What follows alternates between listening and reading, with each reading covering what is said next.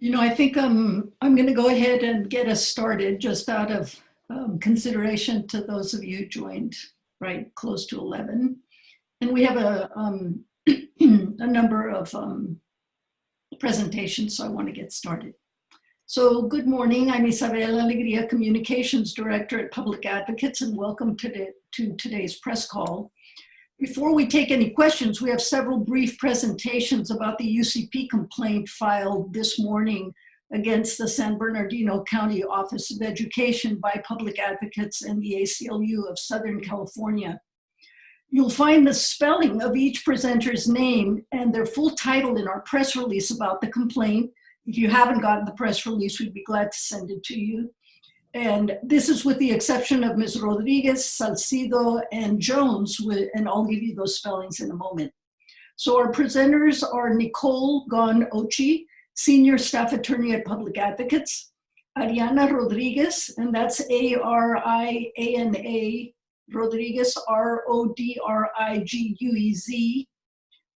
Policy Counsel at the ACLU of Southern California, Sergio Luna, lead organizer with Inland Congregations United for Change, representing one of the two complainants.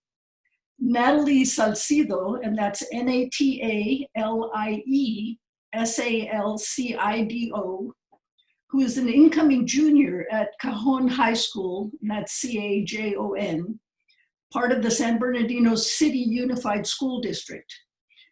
We also have Jewel Patterson, youth organizer with the Congregations Organized for Prophetic Engagement, or COPE, representing the second complainant, as well as Felicia Jones, and that's F-E-L-I-C-I-A, Jones, J-O-N-E-S, who is associate director at COPE and a parent in the Rialto Unified School District.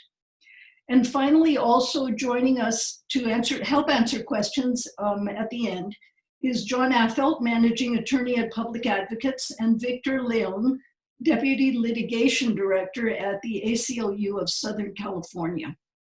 We'll be taking questions after their comments, so please put your questions in the chat function with your name and your outlet, and we'll take them in the order that they're received. Again, thank you for joining today's call. So Nicole, can you get us started? Thank you. Sure. Good morning, everyone. My name is Nicole Gon-Ochi, and I'm a Senior Education Equity Attorney with Public Advocates, a nonprofit and legal organization dedicated to eradicating the systemic causes of poverty and racial discrimination. This morning, Public Advocates and the ACLU Foundation of Southern California filed a complaint on behalf of community groups ICUC and COPE with the support of many other local community groups, including Blue, Chica, Rainbow Pride Youth Alliance, and San Bernardino Generation Now, against the San Bernardino County Office of Education for failing its duties under the state's funding laws. As we all know, our schools are in crisis. Our schools and their communities are facing unprecedented challenges: a pandemic, financial uncertainty, and elevated calls to address anti-Blackness and structural racism in schools. And yet, more than 90,000 high-need students in San Bernardino County are being cheated out of 3/4 of the increased and improved services owed to them under state law. Perhaps most perversely, millions of dollars in funds earmarked for high-need students of color are being diverted from essential services like mental health and wellness, social emotional learning, and restorative justice to fund law enforcement and security in schools, which harms the very students these funds are designed to support. In California, school districts are funded by a law called the Local Control Funding Formula, or LCFF. This law is intended to promote transparency, accountability, and equity. Specifically, LCFF requires that districts use specific funds to increase and improve services for low-income students, foster youth, and English learners. It also requires them to release a document called the LCAP each year, which describes how the district is spending its money and how it is meeting its goals for those high-need students. County offices of education like San Bernardino must review each district's LCAP and make sure it complies with the law. It is up to districts and counties to do their part to fulfill the promise of this law. Specifically, the complaint describes how San Bernardino County approved many LCAPs that were deficient in 3 ways. First, the county approved LCAPs that failed to show how they intended to use funds to increase or improve services for high-need students. For example, the county improperly approved San Bernardino City's LCAP, which did not account for 80% of its equity obligation, or $118 million in funds earmarked for high-need students. Second, the county approved LCAPs that failed to address what we call in the complaint material proportionality shortfalls from prior years, which basically means that they did not increase or improve services for high-need students at the level required by state law in previous years, and then did not carry over that unmet obligation to following years.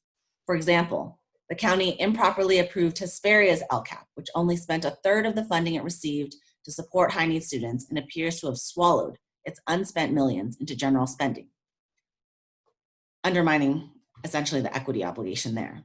Third, the county improperly allowed districts to count law enforcement expenditures towards their increased and improved services requirement, harming the very students that LCFF is intended to protect.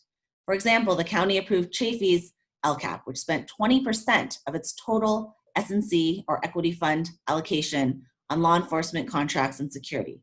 But that spending actually harmed high-need students, correlating with increases in suspension rates for foster youth, Black students, and Pacific Islander students. So now I'm going to pass it over to my colleague, Ariana Rodriguez, Policy Counsel at ACLU, to share more about the impact of these violations and the remedies that we are seeking. Thank you. Thanks, Nicole. Yes, so these problems harm students and communities in many ways. They don't provide the information community members need to meaningfully participate in their children's education. They hold back students, particularly Black students and other students of color, by depriving them of the needed resources and by wasting money on services that actually harm them, like law enforcement. This is unacceptable, and we find it unacceptable. This system can only work, and California's high-need students can only receive the education that they deserve if counties hold their districts accountable. We hope that the San Bernardino County Office of Education immediately fixes the issues we raised in this complaint so that students across San Bernardino and the rest of California can receive the education that they deserve. Specifically, we are asking the County Office of Education to create better procedures to make sure that it only approves those district LCAPs that comply with the law, and that includes properly identifying and justifying all funding for high-need students. We also want the County Office of Education to re-review the LCAPs that we identified in our report and make sure that those districts make up for any services high-need students failed to provide last year. We hope that the County Office of Education does better, and we're standing with our community partners, COPE and ICUC, to see that they do better. And now I'm going to pass it back to Isabel. Thank you, Ariana. Sergio Luna, lead organizer with Inland Congregations United for Change, is our next speaker. Thank you, Isabella. Good morning. As stated, we have been engaged in this community for over 30 years, organizing families and students in our districts. And since its core of our values is that our communities are being heard, and they're also part of the tables that some of the decisions that are being made on their students' education. So with that, we have a lot of decades of students that have been not been performing as they should because of the lack of access to services and systems that should be in place to help them exceed in and be successful academically in our schools. So for example, a lot of the concerns that our community members have raised is that in the processes there hasn't been a lot of transparency around funds and how they're being used, and that's the reason why we're here today. Thank you. Thank you very much, Sergio. Our next speaker is Natalie Salcido. Natalie. Good morning to all. My name is Natalie Salcido. I'm an incoming junior at Cajon High School in San Bernardino and a youth leader with Inland Congregations United for Change. Today I am here as a student in the San Bernardino City Unified School District. I believe it is important to speak out against problems that affect my peers and I on our school campuses, and because I believe we need to speak out against the mismanaged funds in our school district. For many years now, as student leaders with ICUC, we have been asking our school district to invest in practices that will help dismantle the school-to-prison pipeline. For years, we have been pushing for an increase to mental health and wellness resources, like wellness centers and social emotional counselors, more restorative justice practices and PBIS systems, and community-based programming. I would love to see this happen because I personally have had a hard time figuring out who to turn to when I have had issues while at school. There have been times when I have struggled with anxiety about things I need to get done for school or things happening at home and haven't always known who to go to for help. Luckily, I've been able to build a trusting relationship with one of my teachers, so that is who I always end up going to when I've needed mental wellness and emotional support. While I feel fortunate to have this support, I know not all students can say the same. Just this last school year, as I was in the restroom, I suddenly heard a girl run in, sobbing uncontrollably. Even though I didn't know her, something kept telling me to check on her. I asked her if she was okay, and she just said she was fine. I got a feeling that because she didn't know me, she was afraid to open up. At that moment, I wished I would have known someone at my school I could point her to, a counselor or a therapist, but sadly, that was not the case. To this day, I wonder if she was able to find the help she needed. Knowing that there is a great need for resources at my school and the fact that these school districts have been mismanaging funds this whole time makes me feel disappointed and belittled, and it makes me feel like the school districts don't have the best interest of its students. We need our districts to stop wasting money on basic services and use it to close the equity gaps by providing services to high needs students of color. We want to be in a good partnership with the districts and have our voices heard, but it is difficult to do so when they are not transparent about what is going on and don't give us the information needed to form our own opinions. As a student, I never knew about the LCAP or what it stood for until I became part of ICUC. From my knowledge, many of my peers don't know what it is, even though it plays a huge role in shaping our environment on our campus. It makes me feel that the districts aren't doing enough to value student voice, but rather block out the opinions of students. The reason for this complaint is because we want change in our schools, and we believe this needs to start with SBCOE taking a closer look at the LCAPs being submitted by the different districts and by making sure there is real transparency for our communities. Thank you. Thank you very much, Natalie. Our next speaker is Jewel Patterson, from a youth organizer with Congregations Organized for Prophetic Engagement, COPE. Thank you. So we've been taught to trust that checks and balance systems will ensure our students get the best care possible, that one person's mishandling won't make it past this system. But what if not one or two, but multiple mishandlings do get past this system and the people entrusted to oversee it? What if San Bernardino City Unified School District mishandled $9.5 million put aside for high need students and reallocated it for school security instead? What if Hesperia Unified School District used money for their high need students and made no effort to describe how it is qualitatively or quantitatively provided necessary care for students? What if Victor Valley Union High School District failed to disclose, track, or justify the needs met for high need students? What about Chaffee, Apple Valley? Unfortunately, those instances aren't hypothetical. School districts in this county have been able to get away with wasting money designed to close equity gaps by spending that money on basic services that are not designed with high needs Black, Indigenous, and students of color in mind. They either aren't actually tracking, aren't clear on how it supports high needs students, or flat out spending it on things detrimental to our students' health and wellness, like law enforcement. All of this is happening, and the San Bernardino County Office of Education's rubber stamp compliance approves of it. And that is why we're filing this complaint.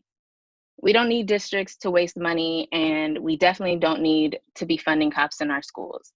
There are so many greater needs and ways to use that money to support things that will ensure success and wellness of our students, like wellness centers and social emotional counselors, restorative justice practices and PBIS systems, social emotional learning programming and trauma-informed practices, equity training and increasing teacher diversity, community-based programming, and so much more. This is an opportunity to actually redirect these mismanaged funds to programs that will have a positive impact on our students, family, and ultimately our community. It's egregious that districts are spending any money, let alone money for high need students, on law enforcement and other services that do not support their success and wellness of our students. And it's even more disappointing that the county isn't doing its job to make sure these LCAP funds are used appropriately to support high need students. We want folks to know what's been happening and what's been allowed to happen in our communities. We want to be heard, but even more, we want action. Lip service won't be enough. We want transparency and accountability. We need these funds to be reinvested in resources that will actually help our students and community like they're supposed to do in the first place. And we will fight to ensure that that happens quickly. We can and must do better, and we hope that this complaint will finally free up the funds for our students to get the school and community resources that they deserve and that the law literally says they are owed. Thank you. Thank you, Jewel. And our last speaker is Felicia Jones. Felicia is Associate Director at COPE and parent in the Rialto Unified School District. Thank you. So as you've heard, I am both an advocate and a mommy. In fact, I started this work now over 20 years ago, but I can say that I really embraced the education piece when my son was born. He is now a senior in high school, 17 years old. And I remember preparing for a baby shower when he was right before he was born. And there was a young boy killed outside of my office. And his death for me was a catalyst for me to really see education in a different light. One, because while I was preparing for my son's life, I also needed to be concerned about both the boy who would ultimately have a gun, the life that could potentially be taken. And for me, education was the most critical thing that could happen to prevent that kind of harm to any child and create opportunity. So fast forward 17 years later, here we are. Again, I was hopeful that education could be, and still believe that education can be the secret sauce for our students, for our communities, the secret sauce to safety. However, our schools have actually done the opposite. They have actually invested in the very systems that continue to criminalize our young people, move them into the prison system, and really prepare them for a life that does not advance safety, nor does it advance their well-being. We started advocating for a local control funding because we believe that it would create the opportunities for us to get it right, for us to provide the kinds of academic supports that our students needed so that they could stay on course, that they would be able to go to college and have every opportunity. Instead, what we've seen is the flexibility gone terribly wrong, where our school districts are using it to pay to criminalize our young people and do the harm that you've already heard about. We have been patient. We have sat at tables with our school districts. We don't have enough power within our individual organizations to monitor every single school district and expend our resources chasing after school districts for them to get it right, which is why this complaint is so critical. The rubber stamping has to stop. We have a county that has a responsibility to monitor and make sure that we are making the best use of the resources that come to all of our school districts and to our county. And this is the time to do it when we are facing budget cuts, when we're uncertain about where to prioritize. The first thing we should be doing is prioritizing students and what students need. You've heard a host of things that we could be doing in place of law enforcement. That is the wrong investment if in fact we want to advance students. I go back to the scripture that says, where your treasure is, so is your heart. And if our school districts have prioritized law enforcement as the treasure, then we know what the outcome will be. The outcome is students who are funneled into the school to prison pipeline. We know the outcome is fewer students prepared and ready to go to college. We know the outcome is unaddressed trauma, emotional stress. that could be mitigated if we actually made the right decision to refocus our treasures, so the students are truly what's at our heart, and the needs of our students is at the heart of our schools.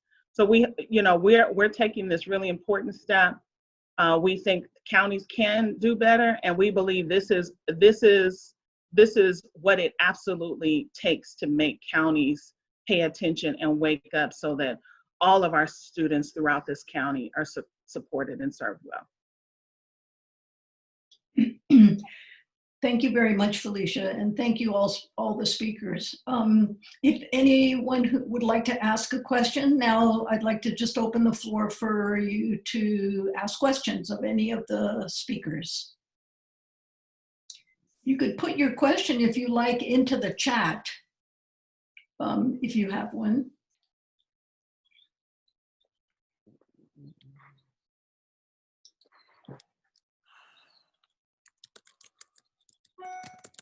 We'll take a few minutes.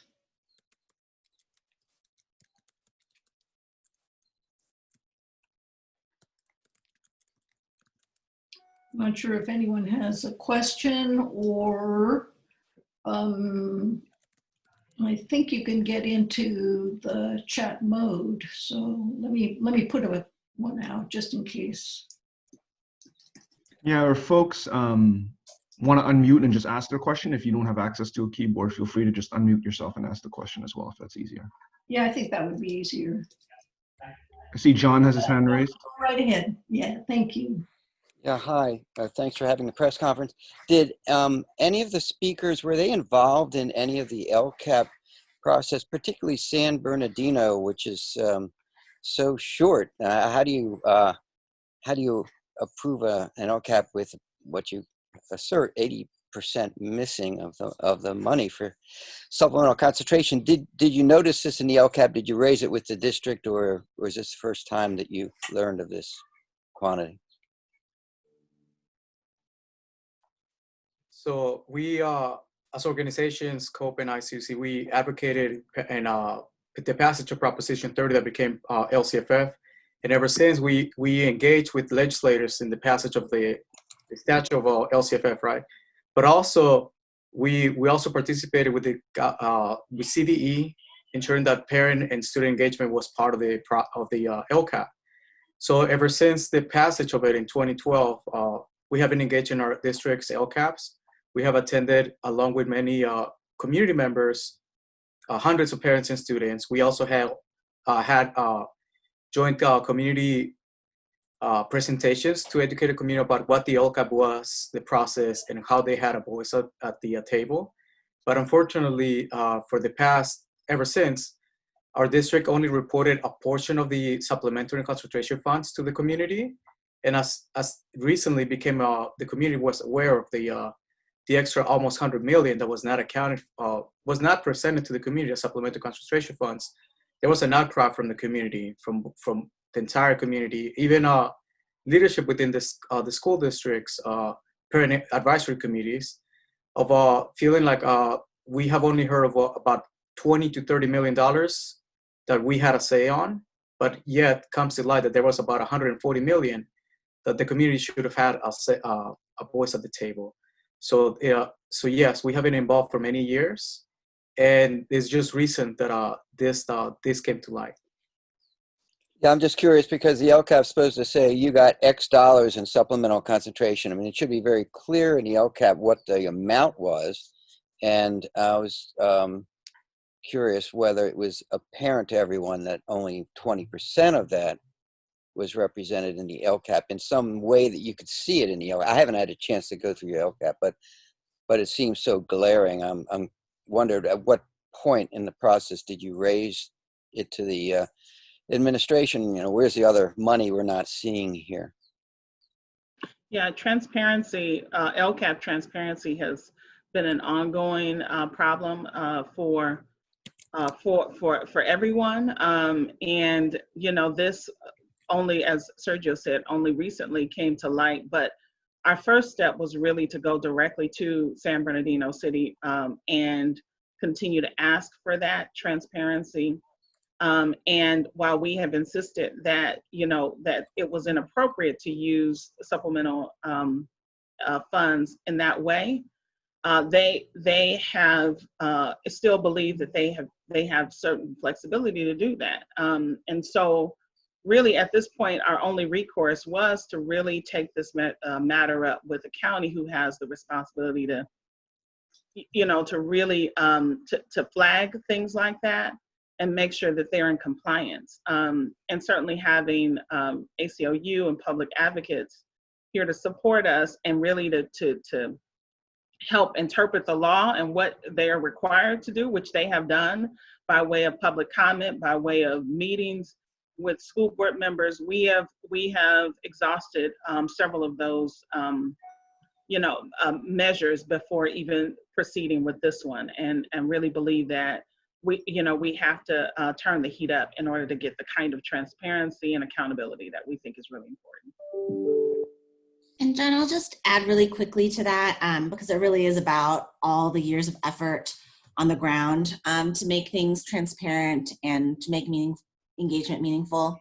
But just on our end, we did send several letters to the San Bernardino City board members, alerting them of the fact that their LCAP was woefully deficient and was missing all of this money.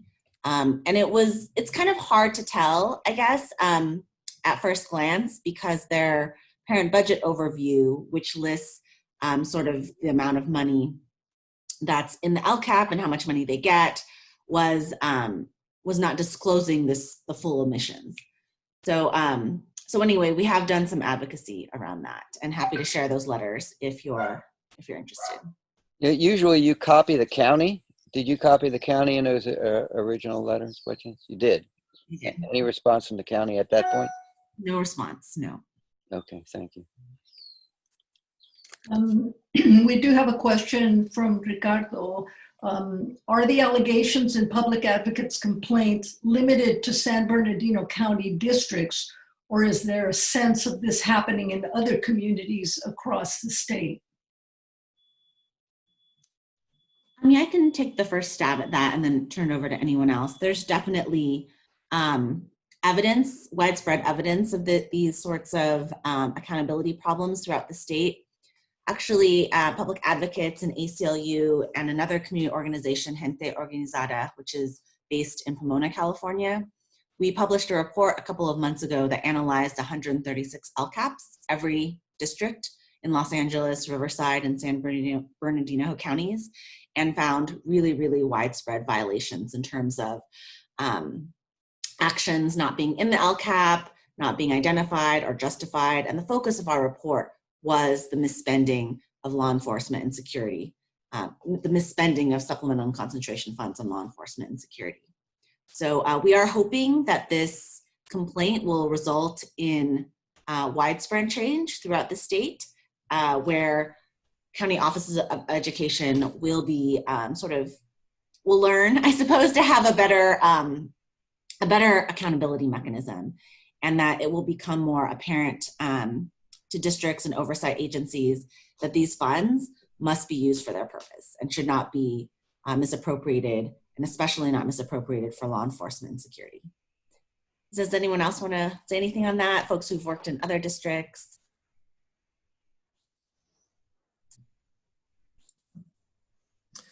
Hi, John Effelt from Public Advocates. I would just add that the issue of, we don't think this is an issue that is present in every district by any means, but it sort of falling short of one's obligation to increase or improve at the level required by LCFF is something that happens across the state. The state auditor identified that as an issue in the report the auditor issued in November. Public Advocates has identified this in reports dating back to 2016, which we can provide you with links to. So it is an issue that covers the state more broadly. That's why Shirley Weber has a bill to address some of these issues. But But to your specific question, Ricardo, the complaint is limited to San Bernardino and limited to the county office. And this is the first time we've done that, filed a complaint, anyone, just against the county office, because we really do want to emphasize the importance that of the role of the counties in making sure the system works. And it is critical that they provide the oversight before approving any LCAPs. And we just found very, very egregious facts here in San Bernardino. And I'll just add another thing is that, you know, we are also seeing this in just right next door. We've seen this in examples in Riverside County as well, same kind of spending, same kinds of issues, and, you know, same community groups, you know, trying to hold leadership accountable.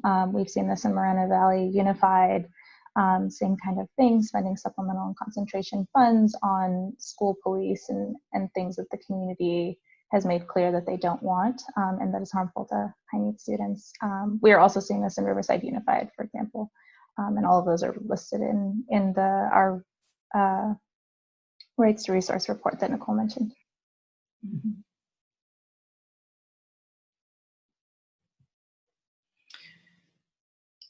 Okay, let's see. I'm not seeing any other questions in the chat right now.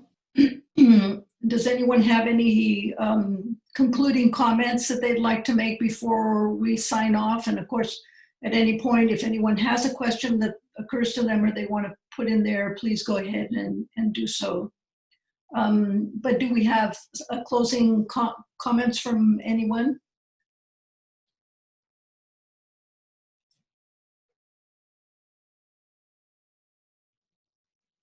Okay.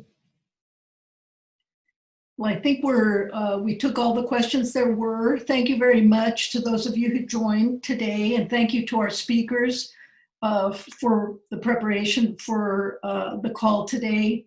Thank you to Duke, my colleague, for watching over the recording and the event as well.